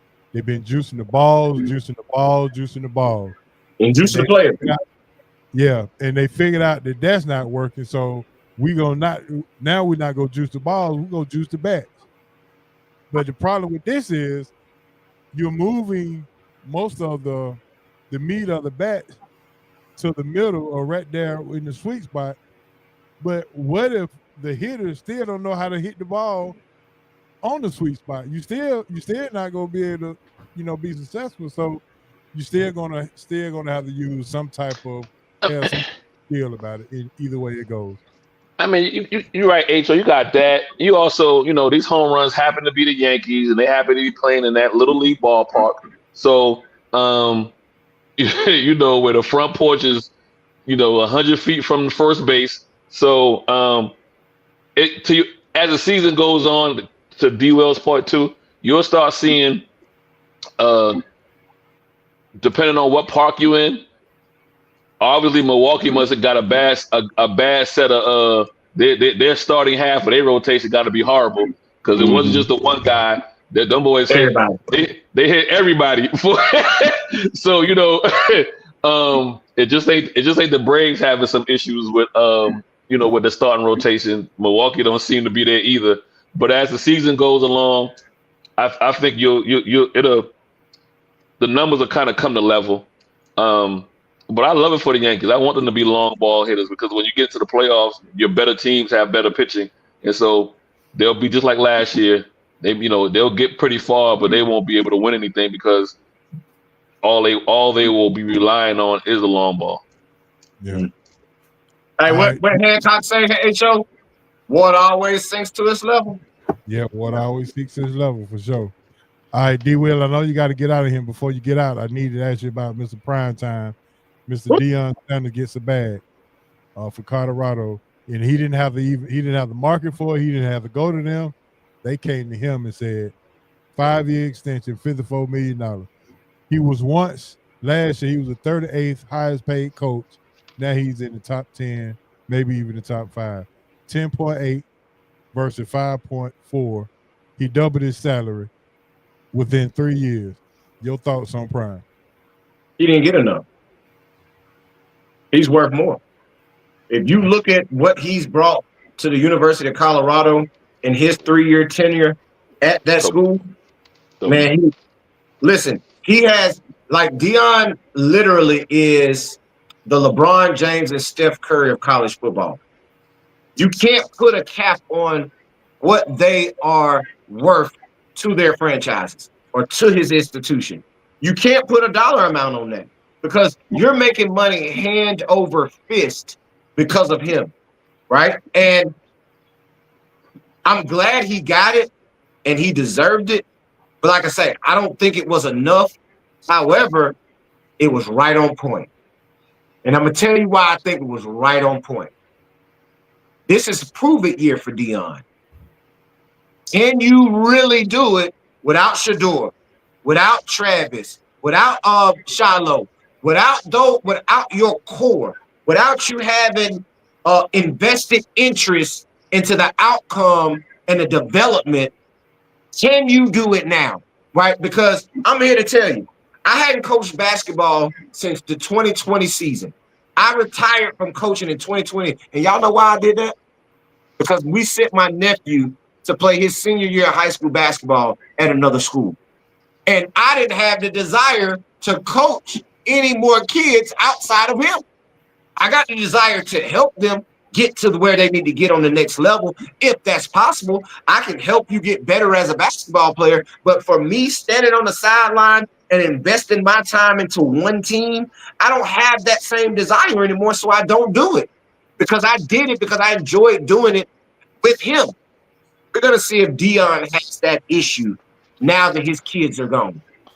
I think he will have the desire, but in a different way. I think if his desire is now maybe to get to the NFL, he still will have to prove it these next couple of seasons before he gets that real phone call from an NFL franchise.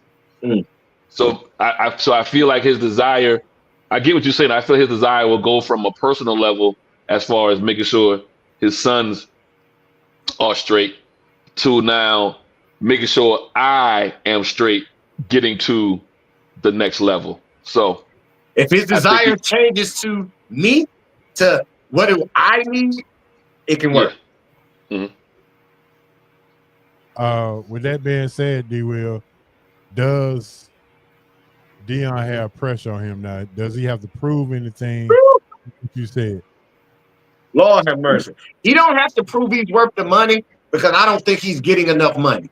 All right. So I don't think the money should be a topic of conversation. What I think the topic of conversation is how good of a coach is Deion Sanders? How good of a coach is Coach Prime? We know he knows football. We know he knows talent. We know and we've seen he's able to put a collection of talent together and be successful. However, he had an invested interest. Can he do it without that invested interest? And like Asa just said, if his desire is to get to the next level, is to be the next best great head coach, it's a lot of pressure on him this season. He can't go backwards. How many games they won last year? 9? Yeah. Oh, he got to win 10. Yeah. He got to win 10. He can't win 10. I almost say he got to make the college football playoff. If he wins 10, he does in the Big 12. Yeah. If he wins 10 in the Big 12, he'll go to the college football playoff. Right? So my thing is, if he can get there, because if he gets 8 wins, they're gonna crucify Deion. They're gonna crucify him, y'all. And with an 8 or 9 win season, which is very good, he's gonna get crucified. Yeah. This season is even more bigger than last season. First season, no pressure. You got a 1-10 team. You just got to win some games. You won 4. Next season, Shadua graduating, Travis Hunter, Bobby Good. They win 9 games. All right, here we go. Now, like I said, the first thing they're gonna see is, you can't win without your sons. Well, shallow too, but you can't win without your sons. And then they're gonna that's all they're gonna let. You got too much money. They're not looking at the fact that this man has 100-something-year-old white lady coming to the games, and she ain't been to in a while, coming out there to the game. Full revenue coming into the school. They're not even gonna be looking at that. Like B. Will said, they're gonna be looking at wins and losses. That's it. That's all they're gonna be looking at. That's the bottom line now. And then he's gonna be under more pressure than a Waffle House iron on Saturday night. I'm telling you. Listen. Y'all just wait. Colorado enrollment went up 52%. 26 of those percent was minority. See? And listen, a lot of those are from out of state because it ain't that many black folks in Colorado. So out of state tuition is even more. He pulled them from on the other side of the Mississippi. Come on, man. Like he deserves way more money than he's actually getting. And it's the Nick Saban concept. Nick Saban deserved way more money than he was getting when he was at Alabama for all that he brought to that university with enrollment. Bro, when I was attending the University of Alabama, yes, for those that don't know, I graduated from the University of Alabama. When I was attending that university, bro, we had like 19,000 students. Bro, we had almost 30,000 students in Alabama. It's ridiculous. And that's all because over the last decade, because of Nick Saban. Same thing with Primetime, with Coach Prime. He has brought so much revenue to that university outside of athletics that his value cannot be monitored or monetized by what they just gave to him. Yeah. And we talk about the enrollment. I'm not talking about enrollment of the football players. I'm talking about students. The student body. Yeah. Colorado just to see Deion coach and just to see the football team. The atmosphere. Exactly. So they just trying to and look, they throwing in tickets as you enroll, they throwing in some tickets with it. Oh yeah, at Alabama, it's always been like that. When you if you're a student, you get a certain amount of tickets for every game. You can buy them with your in placing in your tuition. Mm-hmm. Yes, sir. All right, Coach Aaron Rodgers. What's going on with Mr. Rodgers? Well, hey, I got a roll, Big H.O. Okay. All right, let everybody know where they can find you on Thursday and Monday. Hey, man, y'all already know, man. Eyeball Radio, little IBALL radio.com, man. Go to the website, subscribe to the website, man. Find out all things high school and college basketball in the state of Alabama and across the Southeast, man. We branching out because we getting calls from everywhere. It's kids all over that need help, man. So we helping everybody we can. So, yeah, man, go check us out every Monday and Thursday, 7 p.m., eyeballradio.com, Eyeball Radio YouTube page, and come hear me talk trash and get y'all the game on high school and college basketball. There it is, my man. Appreciate it, bro. We'll talk to you. All right, man. We out, man. Y'all have a good show. All right, D-Will. Yes, sir. Hoodie on. All right, hoodie on. All right, Coach, what you got? Aaron Rodgers holding up everybody. He said he might be in Minnesota, might be in Pittsburgh. The owner of Pittsburgh said that they had a good meeting. So I'm gonna tell you how this thing gonna end up. This is from me. Aaron Rodgers, by the time the draft rolls around, will be a Pittsburgh Steelers. All that I'm gonna use one of your hated men's words, Stephen A. All that bloviating that Minnesota doing, talking about they got interest in him. You wouldn't have kept the quarterback if you wouldn't have interest in him starting. And they know good and well they're not going to mortgage this kid's future for Aaron Rodgers. I'm sorry, it's not going to happen. That's a stunt. Steelers get Aaron Rodgers, and all Aaron Rodgers needs, and he does. I'm gonna tell you why. He does one thing that the Steelers need, and that they're gonna capitalize on. He likes the middle. Steelers didn't like the middle last year, even though they got two bookends with Freiermuth and Big Daniel Washington, who I wish they would throw the ball more. My God, how you had a 6'7", 280 kid playing tight end, and all you want to do is block. I understand you want to block. He can run. He got speed.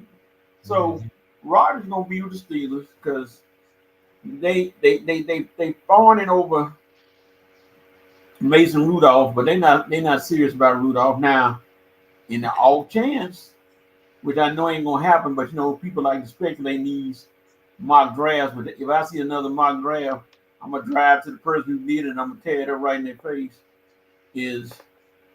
Should do a drop into the Steelers? I said, you got to be kidding me. What have you been drinking? I said that a month ago to you, Coach. I said that to you a month ago. I know you got upset. We know you didn't get upset the first time I said it to you, but I think somehow you figured out that it cannot happen. And I'm not saying. I just feel like if Shedeur don't go the first 2 picks or the first 3 picks, he's gonna wind up at 15 or 16. That's all. Hey, so I have the ability to read through this computer and slap you. I do. I can read through there. Let me ask you, but me ask you this, Coach. This all in all seriousness. Yeah. Do you not like Shedeur? Oh no, it's not the point of not liking him. If he was with the Steelers, I'd be jumping up and down saying thank you. You just don't think you just don't think it's a chance in hell he'll get there. That's all. Coach, they just don't get his hopes up. It's a chance. Gotcha. But look at the first team picking. Okay, let's go through it. Tennessee pretty much gonna get Cam Ward, correct? Right. That's what everybody's saying. Look at the next team picking. Y'all tell me the next team is that's picking. I know Giants 3. That's the. You I think think. Go ahead. I think Cleveland. I think Cleveland eyes are on Cousins, and I also don't think behind the scenes Dion's going to let his boy go to Cleveland. I mean, they got to do something because right now they're only starting quarterback. The only quarterback that they got signed is Kenny Pickett. They will not go through a season with Kenny. That's why I say I feel like they'll make a deal with the Falcons to get Cousins. There will be a fool in their heart to bail the Falcons out. Well, I mean, they already a fool, but they desperate. But that's why I say, and I also think behind the scenes, I don't think Dion behind the scenes he'll be letting them know that's not where I want my boy to land. So that's why I think he. With Shedeur, would the Giants make a mistake by drafting Shedeur when they already signed Russell and Winston? Nope. Let him sit behind him for a year, learn from a veteran, and there you go. It won't hurt nothing. Won't hurt nothing. Nope, not at all. So if he gets out of the first 3, which to your point, Coach, I understand it may not be likely, but if he gets out of the first 3, he'll be sitting there at 15, 16, or 17. You forgetting about the Raiders. I still think the Raiders gonna get somebody. They got Geno, but Geno was a little aged. I think with the Raiders and with old man as back as the coach, Pete Carroll, he gonna focus he gonna slide to defense. I don't think he'll worry about quarterback. Okay. It's the quarterback lead now. I know it is, but I think I think he got enough trust with Geno. And I also believe that the better class of quarterback is next year. So if this year happens to be a disaster, you get what you want next year. Okay, I'm just looking at some, and I want to see. Okay, let me look at who picks where. Okay, Tennessee, Cleveland, Giants, Patriots, Jaguars, Raiders, Jets, Carolina, New Orleans Saints. New Orleans Saints. Derek Carr is not the answer. They should know that by now. Derek Carr is not the answer for them. They got more holes than a strainer in New Orleans. And again, this ain't the best quarterback draft. So if I'm New Orleans, do I look some other places to build my team out? And I know nobody will think like this really, but I'm like, do I go after being positioned to go after Archie Manning next year?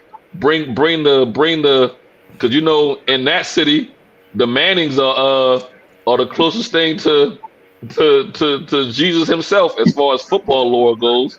So I feel you though. Okay, let's see who else. Bears, San Francisco, Dallas, Dolphins, Colts, Falcons, Tampa Bay, Cincinnati, Seattle, Arizona, Denver. Yeah, there could be some sliding. You're right. That could be. That's why I say if he don't go the first three, the slip and slide show is on. He winds up like Lamar did. If you know what I mean, and I'm saying going down there, I mean sliding is not a bad thing for you. Sometimes you wind up in the place you need to be.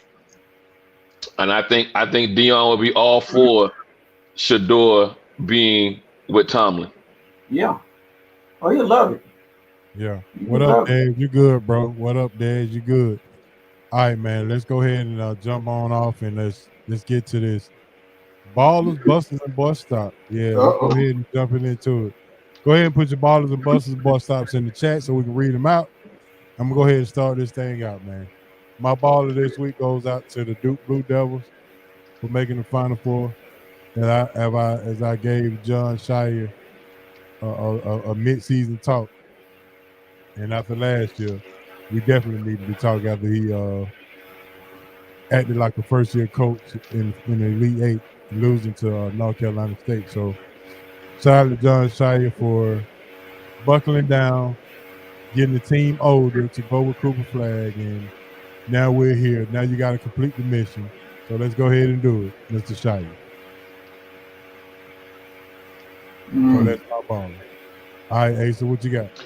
My ball is Nikola Jokic. That dude had like 2 games this week or in the last 2.5 weeks. He said, you know what, I'm put up a triple double. It's going to be 40 plus, 20 plus, and 20 plus.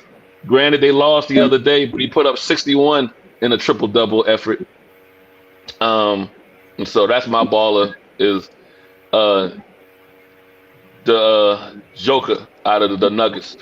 Yeah. So my question to that is the triple double even worth mentioning if they lost? The way they lost, yes. Okay. Now I know Coach might jump on me, so I ain't gonna say nothing. But the way they lost, yes. I'm ready. I'm ready for it. Go ahead. I got a rebuttal. All I said is the way. I just said the way they lost. Yes, it's worth talking about. All right, Coach. What's your ball? Let's see. I'm gonna go with Haley Van Lith. Because Haley, this is her 3rd team. We all know how she was unceremoniously left. She left Louisville just because me and LSU, we know what happened there. And now she got a new start. And people keep forgetting, TCU last year had to beg people to play. They had to beg. They had to put up a list saying, come try out. And Haley came there and look at him, made it to the Elite Eight. And now she can go to the pros, and you know she's 5'9". She's gonna be pretty good. So I go and this her third Elite Eight in a row. She's been to the Elite Eight with two other programs. Exactly. That's what I'm it's like about. add her, and she's the missing ingredient. There you go. Mm-hmm. Yep. All right, we got him in the chat. Dad said his baller was Carmelo for being named the Hall of Fame and not in the committee not making him wait. That's a good one, there, Dez. That ain't so good. So shout out to Melo for being selected to the Hall of Fame. Yeah, he deserved. Yeah, no doubt about it. You gotta give him some half claps for that. Yeah, I know. I mean, Carmelo, maybe this will bring some sunshine in your life. I know Lala not there anymore. It's okay. It's okay. Yeah, when you talked about it last week, Coach, he ain't got a chance. I did. Yeah, so he might come looking for you. Come on, I got some words for him. We sit down and have dinner at the old Potter's Pig. We can go there and eat. He don't know what that is. And that's bad. He'll never know what it is until the setup takes. I mean, until we eat. All right, it's time for the Busters. Uh-oh. Yeah. I don't think it can be no other Buster than the Atlanta Braves. Atlanta Braves, Lord have mercy, Atlanta Braves. The only team in the major leagues without a win in 1 week in 6 games. Who would have ever thought that the Atlanta Braves would go winless and be the worst hitting team, the worst pitching team, and last in the league with the worst record in the league? So the Braves, you are my Buster this week. Shame on you, AA. The time is coming, bro. The time is coming. You're gonna have to do something. Yeah. All right, Ace, what you got? I'm gonna let Coach get mad at me. I spoke about the baller and the Joker, 61 plus points and triple and double overtime and all that. It got to go to his teammate Westbrook. Not the foul, because that was a horrible call. He ain't fouled. But the possession before, you either got to dribble that ball out or you got to make that layup. He didn't either. And so, you know what I mean? You're gonna catch me in a tunnel with that take, but you can't make the two worst plays at the end of the game and you make both of them. So I'm gonna give him a pass on the foul call because he didn't foul him, but you got to make that layup. You got to. Check this out, Ace. Where y'all doing the show at Monday? I'll send you the link. No problem at all. No. What location are you? Oh, you still in your house? I'll send you that address as well. I'll send you both. The link and the address. You know what I mean? Yeah, maybe one of those situations. What you cooking that night? You gotta leave your shank outside though. I'm gonna pat you down. You gotta leave your shank outside. and I acknowledge the result of that play, but my thing is also on a minor note. Didn't Christian Braun get the ball too? Couldn't he have done the same thing? Yeah, he could have dribbled it out, but I mean, he drew the one defender to him, so he gives it to Westbrook, and you got to finish that play. That's true, but you got to finish. They got a game tonight. We're gonna see what happens. If everybody gonna forget about it, and they're gonna go out there and thump whoever they play. So yeah, and but then take them out the game. But I also look at where was the uproar for LeBron when the Bulls played him and he made them mistakes at the end of the game. They got on him. Okay. They got on him. He inbound. In his case, him not covering the 3-pointer, he was in no man's land. Either you cover you cover the closest to you. That guy faded to the corner, so he was never going to get to him. But then you can't turn around the very next play and inbound and cause the turnover. They got on him. Okay. and that happened. That happened after the show. So we couldn't drill them the way we wanted to here. And then now Westbrook tried to fool the air. I probably would have. I could have used LeBron for the for the bust of the week, but Westbrook just topped him 24 hours ago. Don't dig a deeper hole, Ace. Don't dig a deeper hole. You made it clear how you feel. It's okay. Hey, Joe, I got a question for you. Yeah, go ahead. And I've always wanted to know if this is totally away from what we're talking about. Why you want to break up Kyrie LeBron? That was just in the introduction. Okay, because I every time I hear it, I start laughing because I say it's talking about breaking up Kyrie and LeBron. I'm like, you must not like Kyrie or don't like LeBron. I love Kyrie. Kyrie, my guy. Yeah, that was, and that's how long ago that was, though. Yes, sir. Yeah, so that's all. All right, bus stop. I think we can all agree with this. All the way from Atlanta, Georgia. Ding, ding, ding, ding. All the way from Atlanta, Georgia, from the SWAT. Come on, Ant, man. You got to You cannot listen. I know you paid it up front, but that does not dismiss the fact that the emotional support of your obligation. Wow. He said he absolutely don't want to have anything to do with the child or the baby mama. Come on, bro. We got to do better than that. If you stick it in, you got to deal with it.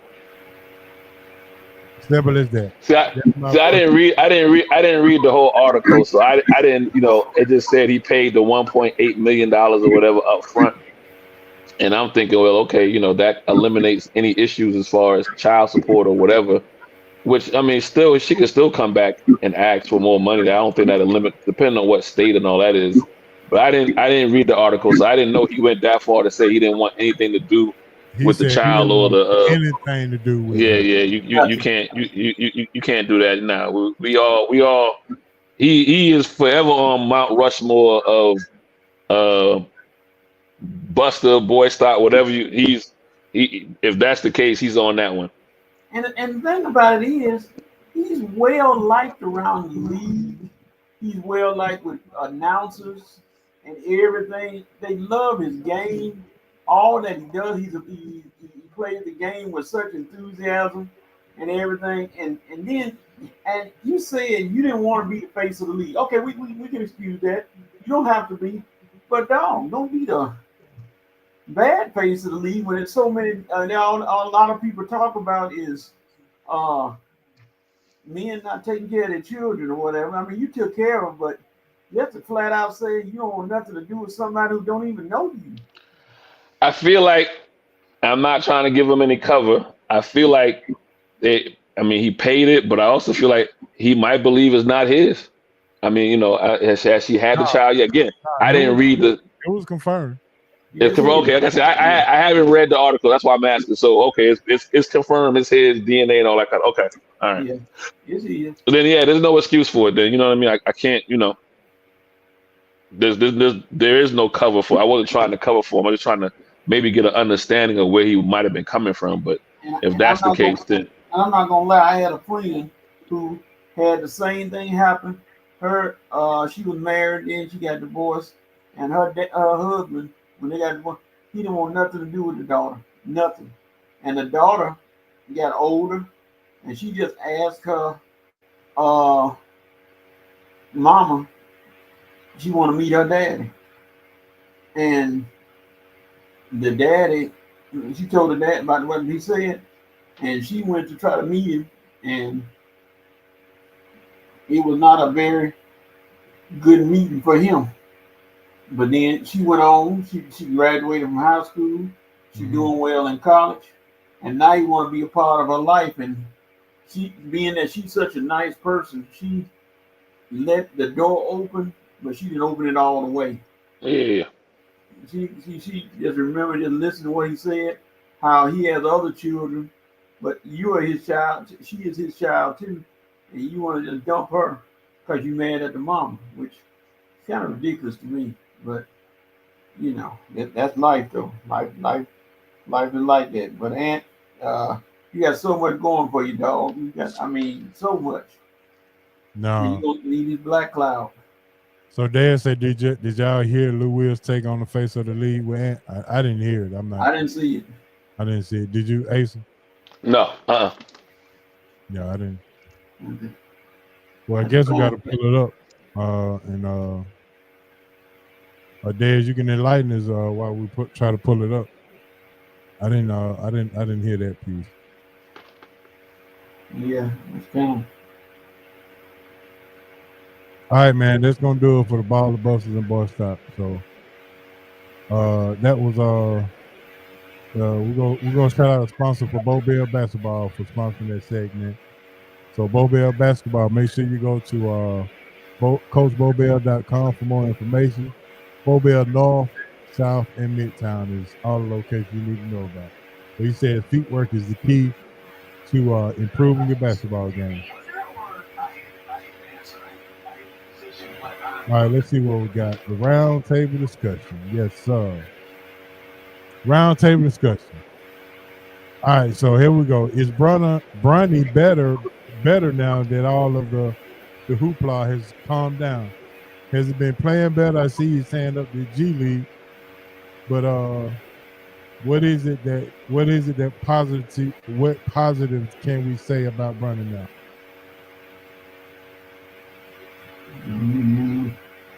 The fact that when he left alone and he's allowed to concentrate on G League basketball, he can put up some numbers. And where he needs to stay is right there on the G League for the rest of the year. He's not going to, I mean, common sense is going to tell you, don't go bringing him back up when the playoffs start, hoping for a miracle shot by Bronny James. It ain't going to happen in the playoffs. That defense is turned up 1,000 degrees. So let him finish out the year in the G League. He seems to be doing well.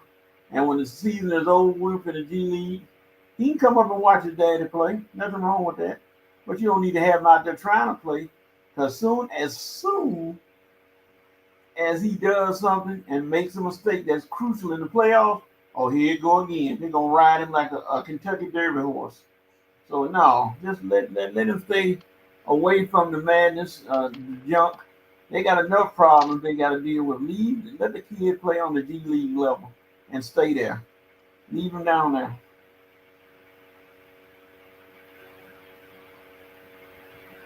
All right. Asa, you got any thoughts on that? No, I mean I agree. Listen, he carries the last name. He carries a name that is gonna be clickbait and push headlines or whatever. And so he's doing well when he's in the G League, and his numbers are what they are when he's in the when he's playing with better competition.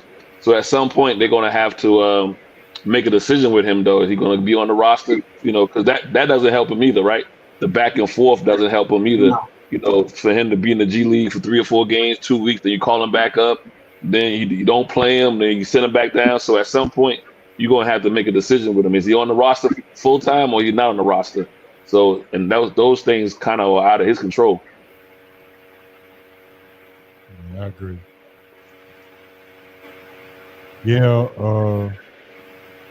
Yeah, I think this is where it needs to be. You need to continue to improve and keep scoring and get some playing time. I think that's what the minor leagues were for, is to you can go down there and get playing time, right? So you can develop. That's it. And I think we talked about it last week or the week before last. I mean, he might just now be getting fully healthy. Yeah. Yeah. We had another boy stop that we should have talked about. Everybody's friend, Jay Morant, has done it again. Yeah, I was going to talk about that too. Yeah, I was going to mention that. The league is looking into his gun finger pointing at the Warriors bench. That boy, his on the back of his jersey should be called "Can't Get Right." Yeah, or super thug, whatever you want to be called. If that's what you want to be. I'm gonna call it "Can't Get Right" from Now, but my question is the NBA being a little petty with this, or this is just from past experiences? You got to be with past experience. But you got. I mean, if somebody tell you the stove is hot, don't go grab a pot off the skillet trying to give it to your folks. You're gonna burn. But to his defense, though, and I'm just being logical at this point. If he pointed his finger to you in a gunplay matter, then how does that hurt or harm anyone on the bench when he's using actually his hand? Well, H.O., you got to look at the fact that they got to leave the gym, and he'll be standing out there waiting on them. Okay, so I'm just playing. No, he ain't gonna do that. He ain't that crazy. I mean, ain't that what security for? Yeah. So, But you know, they gonna throw it at him just because. That tells me they've had a conversation him in private behind scenes to stop doing it. Stop it. Don't do it. We're watching you. And for you to go out there and do it again, now they're gonna throw the book at him. That's what that tells me. We've had this conversation with you. We've warned you privately, and he's still doing it. That's and you got to take into account the city in which he represents. Memphis has their issues when it comes to gun violence. Yeah. So you got it's a lot of things that he needs to take into account with this. His past is not his first go around. He's been, you know what I mean, and you still seem to continue to do it. I don't know.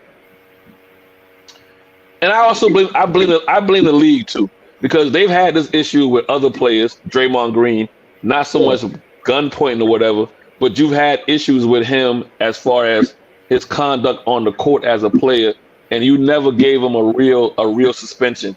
I kind of see the same thing going on with Isaiah Stewart.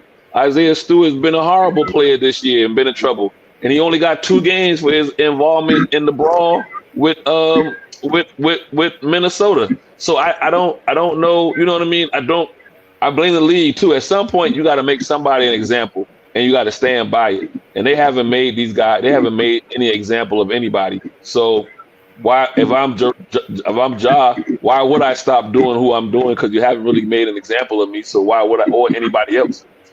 Speaking of Isaiah Stewart, does he need to come to Atlanta to protect Trae Young and be the Draymond for the Hawks? When we were trying to become the Atlanta Warriors, yeah, we needed him then, but now we're trying to become the Atlanta Jazz. We don't need him. I'm just checking because it seems like to me that would be, but just like in hockey, right? Don't the best player have a defenseman that protects him at all times? Okay. Yeah, we're gonna get to that. We're gonna get to a veteran here pretty soon. I'm gonna let Asa speak on that as he's 4 goals away. He must be a couple of goals away from being having scored the most goals in NHL history. But I got a question when he breaks it to kind of settle. This question will also kind of settle the LeBron, Michael, MJ debate. It'll settle the Walter Payton, Barry Bonds, Emmitt Smith debate. I got one question, but if you want to get to it, you mean Barry Sanders? I mean I say Barry Bonds, my bad, Barry Sanders. we in baseball season. My bad, I meant Barry Sanders. Bond to run over somebody now. Bond to run over somebody. Yeah. Oh yeah. All right, so let's see what we got next here.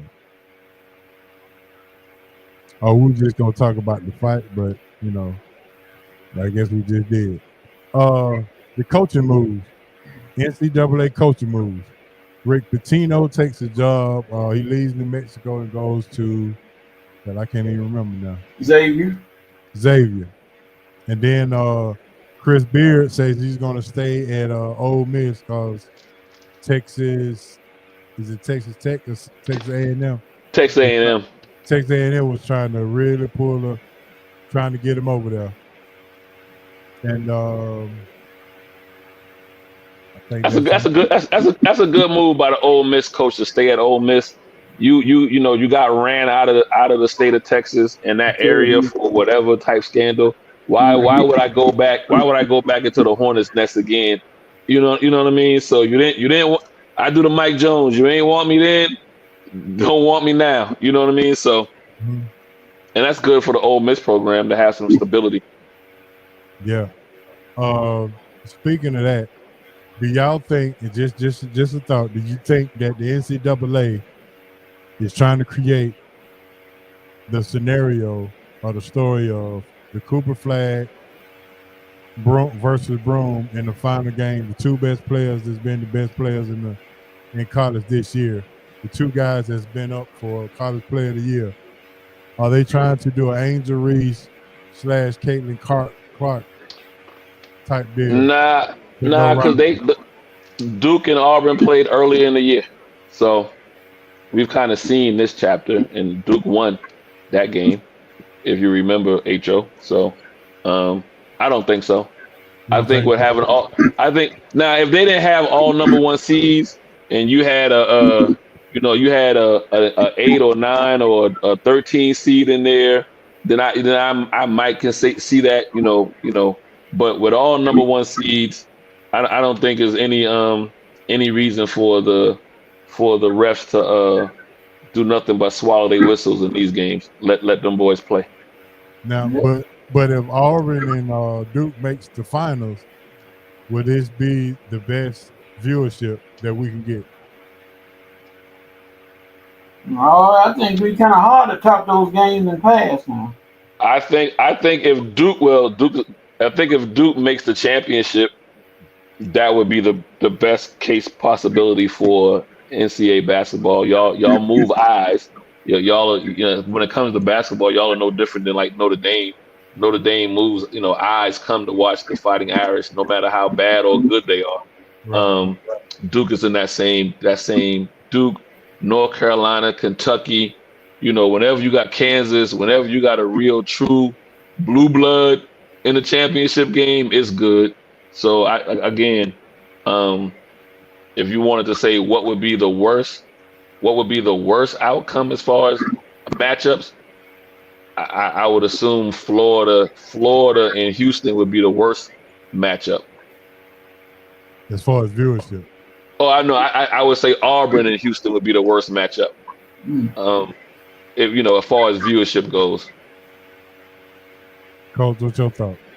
That's about right. That you got some exciting players. Everybody want to hate against Duke.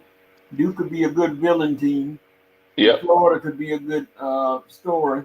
Houston is one of those wide open teams. And then what's the other team? I forgot, Lord. Auburn, and they might make it a little boring in a little matchup. So yeah, they want some excitement. They got this far. Yeah, that's that clapback, Asa, from Coach. Yeah, I heard him. I understood the subtleness. You know what I mean? I understood it. I try to have the sincerity and try to say it positive. They want Duke in the finals because Duke is that team that you want to root against. And, you get a team against them, everybody wants to see them beat Duke. Yeah, I think Duke and Florida would be probably the prime matchup that NCAA would like to see. Now, y'all don't think Duke and Houston wouldn't be something like Duke and UNLV back in the day? Well, I mean, but you getting them in the they're playing each other in the second half of the Final Four. So, oh, that's right. I forgot. Yeah. So that but no. To your point though, it kind of would give some. I mean, it's funny, right? When Houston made the finals that year, a team from Tobacco Road beat them in North Carolina State. So it would be interesting to see, as far as history repeating itself, can Houston, get some get back in that game as far as to avenge. What was that? Was that 80? Not 82 was Jordan. That was 83. 83. Yeah, 83. Yeah. Has John Shire made Duke likable again? Duke is never going to be likable. John Shire has Duke. I think Duke will always Duke will always be a villain. I think Shire has made them. I think the good job that he's done this year has made you forget about Coach K, if that makes sense. Same thing with Hurley. So when you have an iconic coach like that retire, that's a hard void to fill, right? It's very hard. So for him to kind of do it in these last 2 years, 3 years, for you to kind of look at the Duke program and see him and not reminisce about Coach K, you got to tip your hat to him. It's no different than when Calhoun left UConn. It took Hurley. Now, when you think about UConn basketball, you think of Hurley. You don't think of Calhoun. Yeah. So. Okay. Hurley's mouth made you think of him, though. You can see that. I mean, you know how long it took for UCLA to replace John Wooden. Oh Lord. But what I'm saying is like look at look at schools that had iconic. I mean, same thing with Syracuse recently. They haven't replaced Boeheim. You know what I mean? Look at how long it's taken some of these schools to replace an iconic head coach, and for Hurley and for Shizer to do it kind of like overnight. You got to give those guys kudos for that. Yeah. Even as much as I don't like Hurley, I gotta tip my hat to him. So basically, Shire has made Duke less hated. No, I think the hate is still there. I think we still hate that small stadium. I think we still hate that jumping student section. I think we still hate Kristen Leitner. You know what I mean? Yeah, I said less hated. No. I don't think less hated. I think I'm gonna give him. I think he's made the program is now him now. When you look there, you look at him. You're not looking for Coach K, and that's hard to do. I can see that. Coach, what's your thoughts on it since you kind of close to it? Who cares?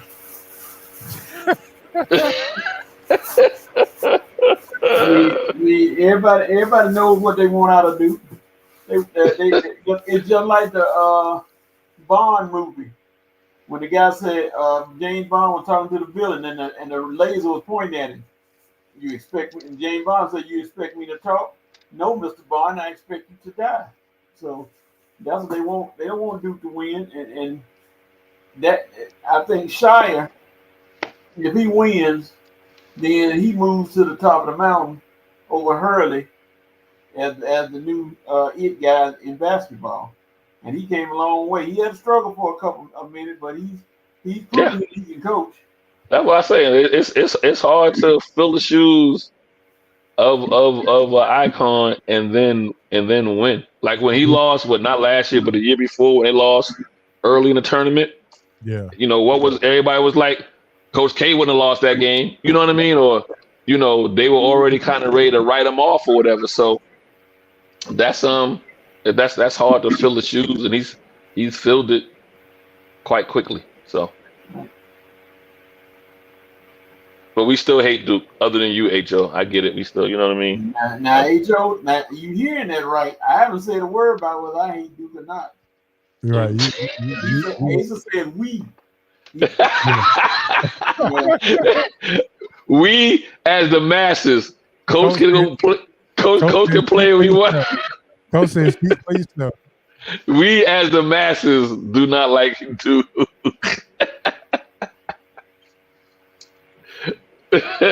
I had Coach giving the baseball. He giving the baseball signal to hit the hitter. Coach like pitch tight inside. Inside. Yeah.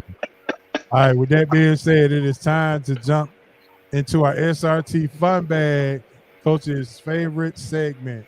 Uh-oh. The Fun Bag is back. Yes, sir. Bag of happiness. SRT Fun Bag is back, baby. I know we got some folks happy and glad that the Fun Bag is back. So with that being said, here we go. We got 6 questions that we're gonna ask, and we just ask you for about 30 seconds of your time. So we'll go ahead and answer. All right, Ace, we're gonna start with you. Y'all ready, fellas? All right, let's go. Yes, sir. All right, so finish this sentence. I would rather stream a movie watching Tubi, Prime Video, Netflix, or Pluto.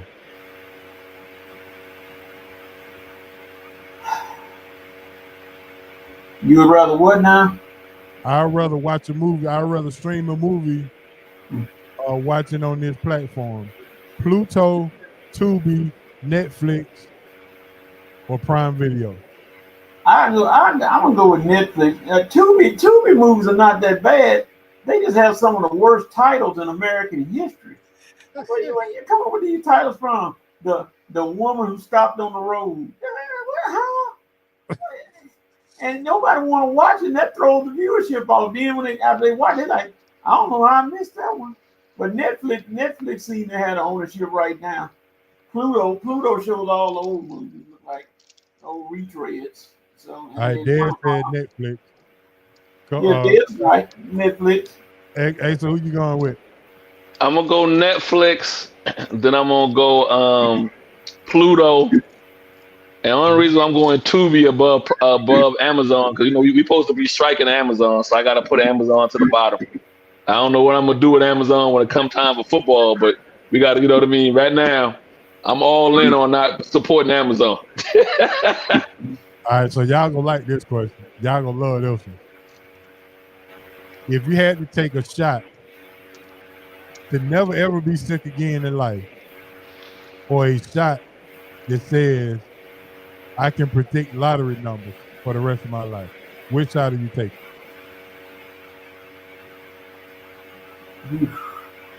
The shot to never be sick.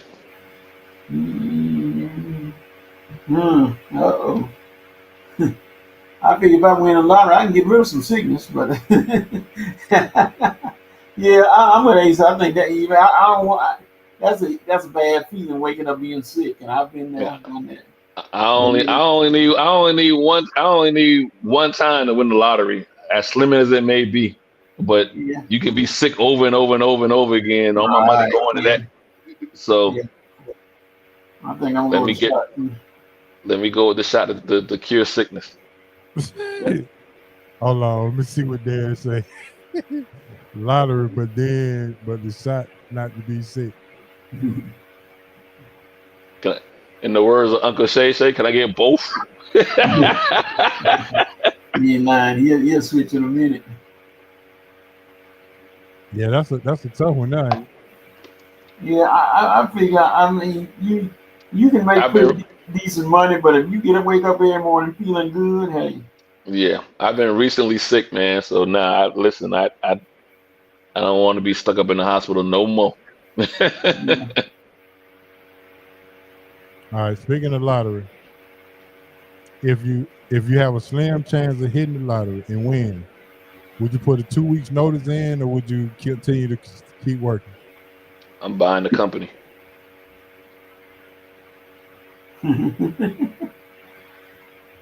Well, I mean, depending on how much I win, we talking about $100,000, or talking about a few million, or we talking about the mega millions? What we talking? Let's go 30 million. Oh yeah, I'm buying the company. I'm talking about moving furniture around or what. I'm buying the company. I mean, I think I'll keep working because I like teaching, but I do have the safety net to know if something go down at any time, I can walk away. So no big deal. You keep working. Messing with the kids and having fun and joking around with them. Yeah, I'm kind of with Coach, man. I for what I do, that 30 million just opens up more doors. Now, I ain't working every day. There you go. You know what I mean? I might work 60 days, 90 days, and I'm off for 30. But I think I gotta have something to do. Yep, that is.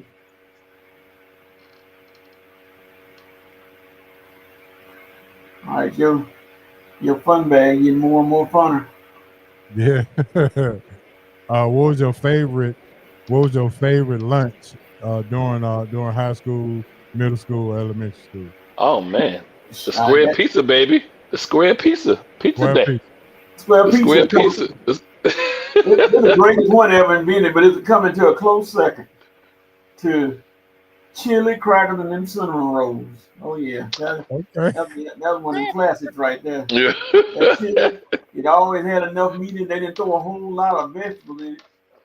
They got that meat in there, and then them cinnamon rolls. Pizza day, the square pizza, huh? Yeah. Is the square pizza the all-time favorite? Is the all-time goat for school lunch? Yeah, man. The square pizza with that juice pack. You couldn't on Sunday get the girls to get theirs up. You had to give up their lunch, but they ain't even doing it on Thursday. They were like, I'm eating my pizza. Like, oh. Yep. Like, God. All right, so this next to last. Did you drink your chocolate milk on Fridays? Or did you give it away? Cold too? Ooh. Yeah. Shoot, chocolate milk and pizza, baby. That's the combination.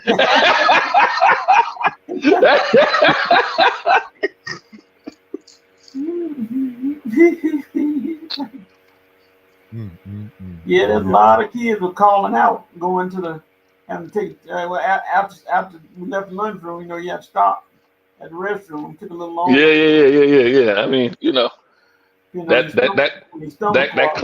that class or two after lunch, you know what I mean? Yeah, it might have had a farting party going on, but that joint was classic going down. All right, here we go. Last one. Keep one, bench one, cut one. All right, you get a free vacation anywhere in the world. A free trip to the Super Bowl, all expenses paid. Or a free concert, Sade, Anita Baker, Kim, and the Isley Brothers. Keep one, bench one, cut one. That's easy for me, man. The coach over there said, woo. And when I go through mine, I might.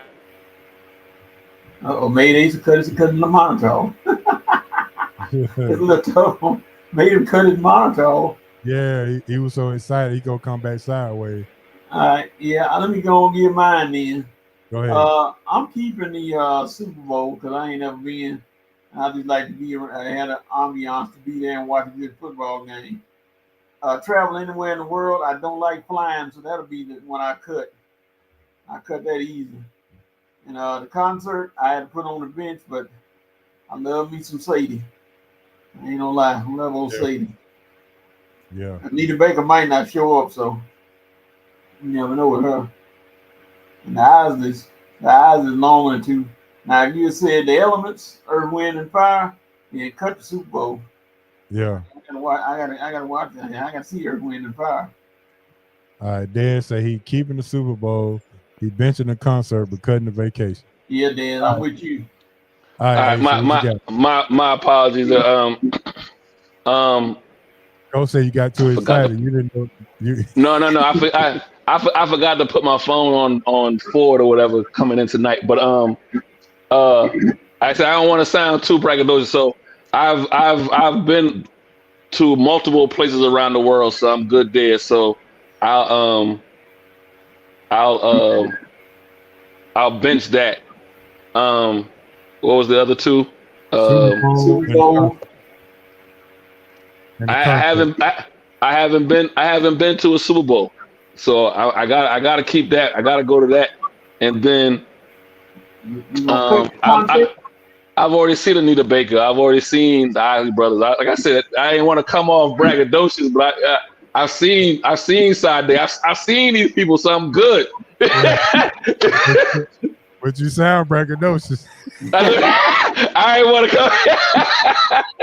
You know what I mean? So hey, listen, I haven't labeled any of the places in the world I've been to. I've been around the world, so I'm good. But I'll bench that one. I'll cut the concerts, and then I gotta do. I haven't physically done a Super Bowl, so that's on my and all expenses paid too. Oh yes, sir.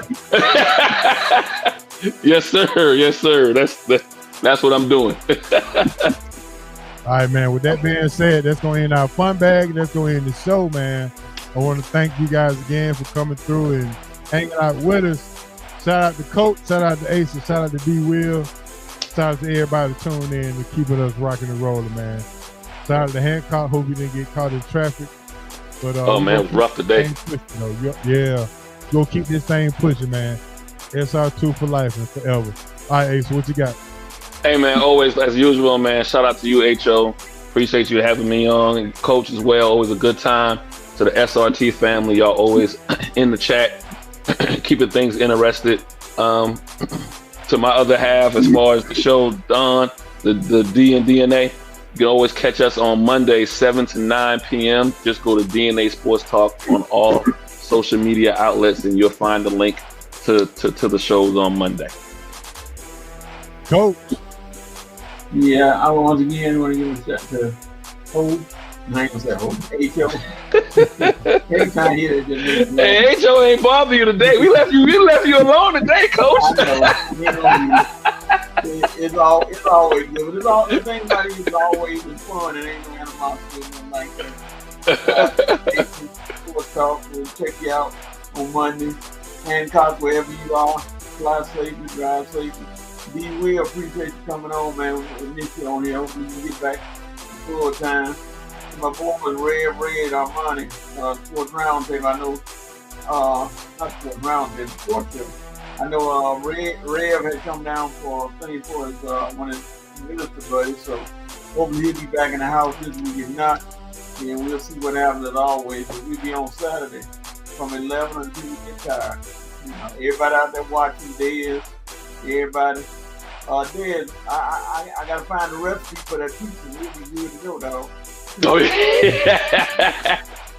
Hey, Coach, I got the square pan sheet, so you ain't gotta worry. We can recreate that soon then. I tell you, boy, you eat that pizza, you didn't want to eat it too fast, but when it's gone, you were like, yeah. All right, with that being said, go ahead and give me your championship winner of the Final Four. Who you got, Ace? I picked Houston in the in most of my brackets, so I'm gonna stick with him. You're gonna stick with Houston? Yeah. Go ahead, Coach. Houston and Florida. Who winning it all? Houston. After a tightly contested 78, 77 win over Duke. Is that because I had you and Calvin Sampson went to school together? That's why. Oh, he got he got you on the way out, Coach.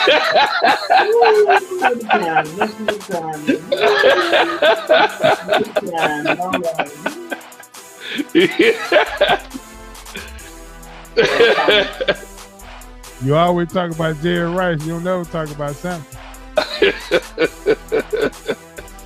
Okay. All right, with that being said, go Duke. Go Duke. Yes, hope them boys show up this weekend, man. We'll see. So if y'all get an email saying the show is canceled for next week, then you know why. Yeah, we gonna know. We either gonna know Saturday or Monday. It just be me and you, Coach, on next Wednesday. Yeah. We'll play taps for you. They play tap. Oh man. Yeah. All right, man. With that being said, man, this has been great, man. Thanks again, fellas. With that being said, This the man H.O. for Bankhead. R.I.P. Moms and Pop. R.I.P. BC. For the SRT crew, for Asa, Coach, D-Will, and Hancock. This is the SRT crew, and we out. We'll see y'all next week. Peace. Peace.